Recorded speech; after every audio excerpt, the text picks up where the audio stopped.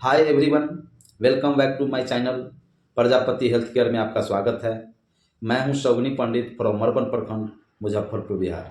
दोस्तों, आज के इस वीडियो में हम एक ऐसे इम्पोर्टेंट हेल्थ प्रॉब्लम के बारे में बातें करेंगे जो अक्सर लोग इसको नज़रअंदाज कर देते हैं। तो आज हम इस वीडियो में जानेंगे हुक वर्म संक्रमण कैसे होता है और वह कौन कौन से रीजन है, कौन कौन से कारण है जिसके वजह से हुक वर्म संक्रमण होता है। हुक वर्म संक्रमण होने पर आपके शरीर में क्या साइन और सिम्टम्स, क्या लक्षण दिखाई देते हैं और इसका डायग्नोसिस क्या है, इसका बचाव क्या है और इसका ट्रीटमेंट क्या है, इसका इलाज क्या है।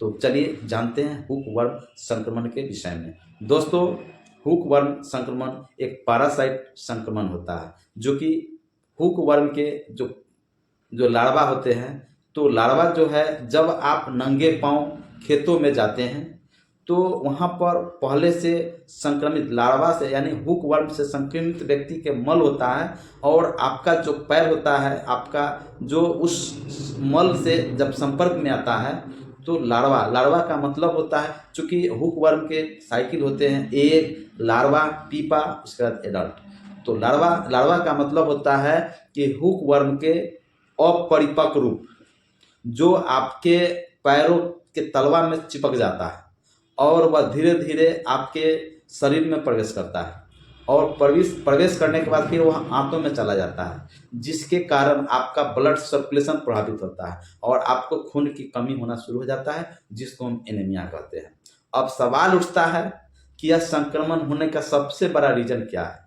तो अब यह संक्रमण होने का सबसे बड़ा रीजन है कि जब आप नंगे पांव खेतों में चलते हैं तो पहले से संक्रमित व्यक्ति के मल आपके पैरों के जब संपर्क में आते हैं तो उसका जो लार्वा होता है जो आपके चमड़े में चिपक जाता है, वह धीरे धीरे ब्लड स्ट्रीम के माध्यम से आपके शरीर में प्रवेश करता है और फिर उसके बाद आपके आंतों में जाता है। आंतों में जाने के बाद फिर आपके फेफड़ों यानी लंग्स में जाता है और लंग्स में जाने के बाद फिर धीरे धीरे वायु मार्ग में चल जाता है, जिसके कारण आपको सांस की समस्याएं आती है। आइए हम जानते हैं इसके लक्षण क्या है।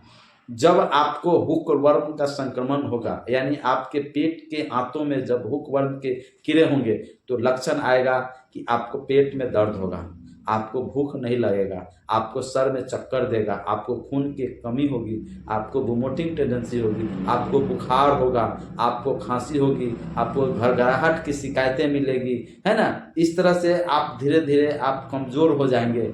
यह इसमें सांस लेने में भी तकलीफ होने लगता है। आप जब सीबीसी ब्लड टेस्ट कराएंगे तो उसमें इस्नोफिल्स की मात्रा बढ़ जाता है। तो ये आपको जब संक्रमण होता है हुक वर्म का तो ये लक्षण दिखाई देता है। दोस्तों, हुक वर्म का जो लाइफ होता है वह आपके आंतों में 1 साल से लेकर के 3 साल तक लाइव रहते हैं, जीवित रहते हैं।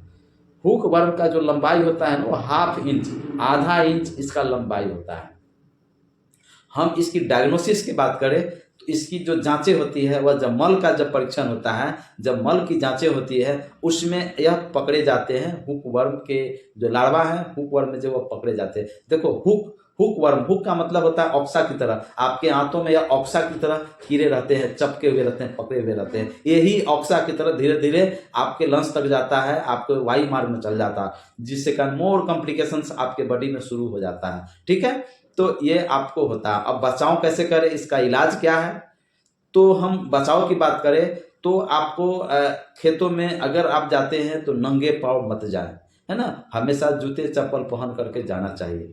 क्योंकि आप रूरल क्षेत्रों में, ग्रामीण इलाकों में आपने अक्सर देखे होंगे कि आज भी लोग शौच के लिए बाहर जाते हैं। तो खास करके शहरी क्षेत्र के अलावे या ग्रामीण इलाकों में हुक वर्म के संक्रमण ज़्यादा देखने को मिलता है। दूसरी बात है कि जब भी आप फल हो, सब्जियां हो, जब भी खाते हैं तो ताज़ा खाएं। फल खाते हैं तो अच्छी तरह धो करके खाएं। पानी हमेशा स्वच्छ और ताज़ा पानी पिए। और जब भी खाना खाते हैं तो खाना खाने से पहले अपनी हाथों को अच्छी तरह से साबुन से धोना चाहिए। शौच से आने के बाद तो भी आपको साबुन से अच्छी तरह से हाथों को सफाई करना चाहिए, जिससे कि आप यह हुक वर्म के संक्रमण से आपकी बचाव होगी। अब हम बात करें कि इसका इलाज क्या है। दोस्तों, इसका इलाज जो है आपको कुछ पेट की जो कीड़ा की जो दवाइयाँ होती है वही दी जाती है। जैसे अल्बेंडाजोल गोली दिया जाता है, मेबेंडाजोल दिया जाता है, पैरेंटल पामोनेट दिया जाता है। तो अल्बेंडाजोल 2 साल से ऊपर के बच्चों को 200 mg सिरप में आता है, जैसे जेंटिल आता है, नोवर्म आता है, बैंडी आता है।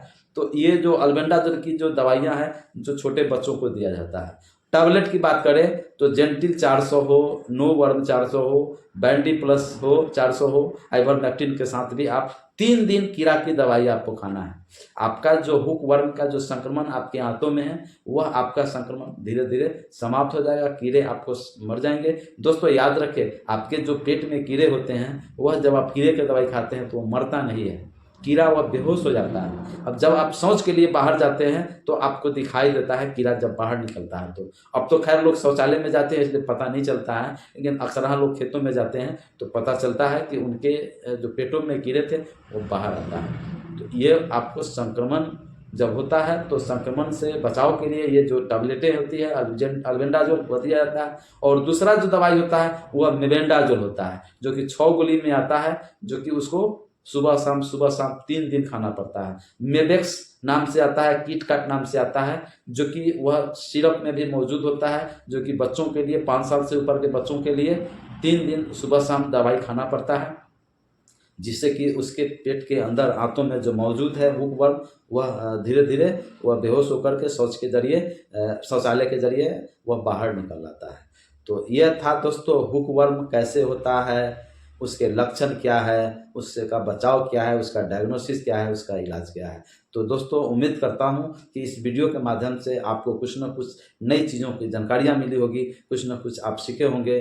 तो अगर आप मेरे चैनल में नए हैं या फिर पहली बार मेरे चैनल से जुड़े हैं तो प्लीज़ लाइक ज़रूर करें, सब्सक्राइब करें और वीडियो को अपने मित्रों में, अपने दोस्तों में, अपने परिवारों में, अपने समाजों में शेयर करें, ताकि लोगों की जानकारियाँ हो और हुक वर्म जैसे संक्रमण से लोग बच पाएंगे।